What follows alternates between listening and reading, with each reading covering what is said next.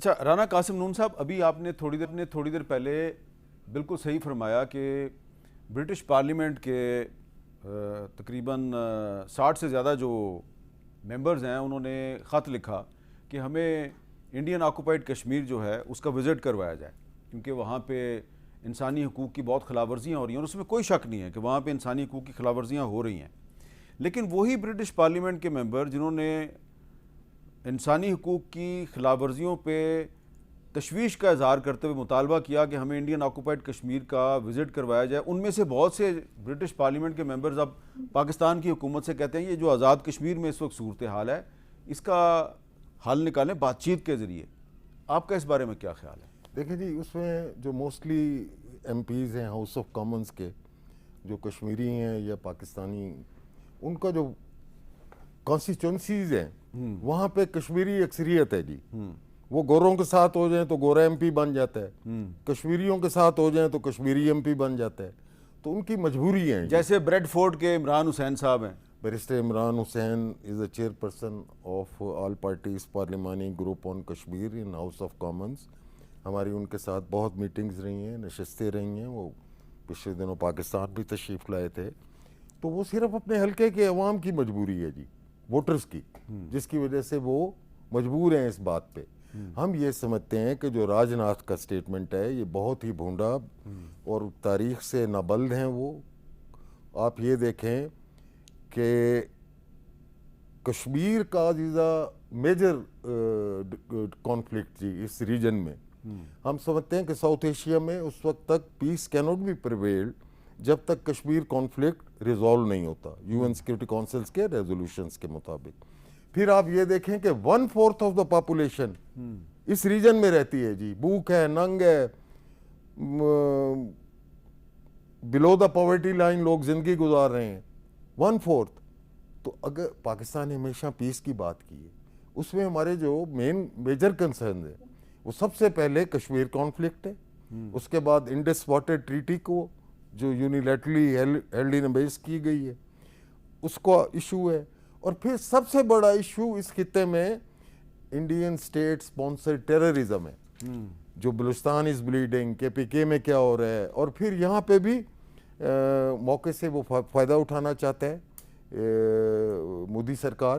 لیکن اپنے گھر میں جھانک کے دیکھیں جو مظالم کیے ہیں، اور یہ جو دہلی میں ہوا ہے پورے انڈیا میں جی، آل اوور دا انڈیا، آپ یہ دیکھیں کہ یہ جو ریسنٹلی اسٹوڈنٹس نے رائٹس کی ہیں، پروٹیسٹ کی ہیں، تو اس میں خوبصورت بات یہ ہوئی ہے کہ مودی سرکار کو جو لیڈر آف دا اپوزیشن ہے ان کے، انہوں نے ایکسپوز کیا ہے کہ یہ دیکھیں پیلٹ گن سے آپ نے فائرنگ کی ہے بچوں پہ، یہ کشمیر نہیں ہے، یہ دہلی ہے، کشمیر میں آپ نے اس سے بھی زیادہ مظالم ڈھائے ہیں۔ تو ہم اس کو بھرپور مذمت کرتے ہیں اور دنیا کو پتہ ہے جی۔ اچھا اختیار بیگ صاحب یہ بتائیں کہ یہ جو اب آزاد کشمیر میں جو الیکشن ہو رہا ہے ابھی اس کے 2 مراحل باقی ہیں، تو اس کے بارے میں آپ کی اور قاسم نون صاحب کی تو رائے یہ ہے کہ الیکشن کے بعد نون لیگ کو اور پیپلز پارٹی کو ایک مخلوط حکومت بنانی چاہیے، لیکن میرا سوال آپ سے یہ ہے کہ اس وقت جو کمپین کے دوران جو سٹیٹمنٹس دی گئی ہیں، جو بیان بازی ہوئی ہے، اس سے کچھ نیگیٹو میسج نہیں گیا صرف انڈین آکوپائڈ کشمیر میں بھی بلکہ باقی دنیا کو بھی بڑا ایک نیگیٹو میسج گیا کہ پاکستان کی جو بڑی پولیٹیکل پارٹیز ہیں انہوں نے آزاد کشمیر کو اپنا میدان جنگ بنایا ہوا ہے؟ دیکھیں، الیکشن کمپین کے یہ کبھی ممکن نہیں ہے کہ اس طرح کے کوئی بیانات نہ ہوں یا کچھ ریگنگ کی ایلیگیشنز نہ ہوں یا پری پوسٹ ریگنگ کے بارے میں الزامات نہ لگائے جائیں۔ یہ ہر الیکشن کا نارمل ہے۔ میں یہ سمجھتا ہوں کہ سیاسی طور پہ اور ایسے نیشنل سیکورٹی کے منصب پہ جب بات ہوتی ہے ہم سب ایک ہیں، ہم میں کوئی 1% بھی کوئی فرق یا موقف ڈیفرنٹ نہیں ہے۔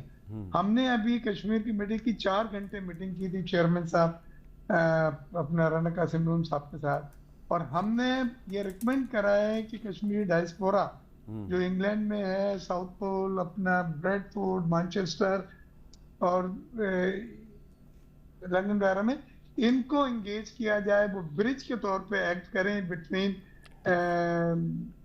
جو ہے حکومت کے ساتھ اور جوائنٹ ایکشن کمیٹی کے ساتھ، کیونکہ ان کا ایک اثر رسوخ بھی ہے، اور وہ پاکستان سے اتنی محبت کرتے ہیں جتنی ہم اور آپ کرتے ہیں. تو میں سمجھتا ہوں وہ ایک ایونیو کو دیکھنے. دوسرے یہ میں مبارکباد پیش کرتا ہوں کہ 27 تاریخ کو الیکشن کرایا ہے. اگر یہ نہیں ہوتے تو نہ آئین میں گنجائش ہے کہ پرائم منسٹر کو ایکسٹینشن دی جا سکتی ہے اور نہ ان کے آئین میں آزاد کشمیر کی کوئی پروویژن ہے کہ کیئر ٹیکر گورنمنٹ لائی جا سکتی ہے. لہذا 4 تاریخ کو جب پرائم منسٹر کا منصب ختم ہوگا تو 5 کو اتر کے اس نے چلے جانا ہے, تو پھر یہ حکومت کس کے حوالے ہے؟ تو یہ بہت ضروری تھا. میں مبارکباد پیش کرتا ہوں دونوں سیاسی جماعتوں کو جنہوں نے ایک موقف رکھا الیکشن پہ. ہماری پیپلز پارٹی کا بھی اور مسلم لیگ نون کا بھی حامد میر صاحب ایک موقف تھا کہ الیکشن وقت پہ ہوں اور جمہوری سفر کو آگے بڑھائیں. آپ نے ایک اور کامن گراؤنڈ ڈھونڈ لیا. بہت بہت شکریہ رانا قاسم نون صاحب اور مرزا اختیار بیگ صاحب. اور میں آخر کہ جو راج ناتھ سنگھ نے بیان دیا ہے کہ آزاد کشمیر کو وہ پی او کے کہتا ہے کہ جی یہ انڈیا کا انٹیگرل پارٹ ہے, لیکن اس کو تھوڑی سی اپنی ہسٹری پڑھنی چاہیے. اس کو پتہ ہونا چاہیے کہ جونا گڑھ جو ہے, جو کہ ایک ریاست تھی 1947 میں, اس ریاست نے پاکستان کے ساتھ الحاق کا اعلان کیا تھا. اور ایک حیدرآباد ایک اور ریاست تھی, وہ بھی پاکستان کے ساتھ آنا چاہتی تھی. ایک اور ریاست تھی گوا, وہ پاکستان کے ساتھ نہیں آنا چاہتی تھی, لیکن اس پر بھی انڈین آرمی نے ملٹری ایکشن کے ذریعے قبضہ کیا تھا. تو بات نکلے گی تو پھر دور تلک جائے گی. اگر آپ کشمیر کو کہیں گے کہ یہ انٹیگرل پارٹ ہے بھارت کا, تو پھر پاکستان جو ہے وہ کسی وقت جونا گڑھ کی اور حیدرآباد کی بات بھی کر سکتا ہے.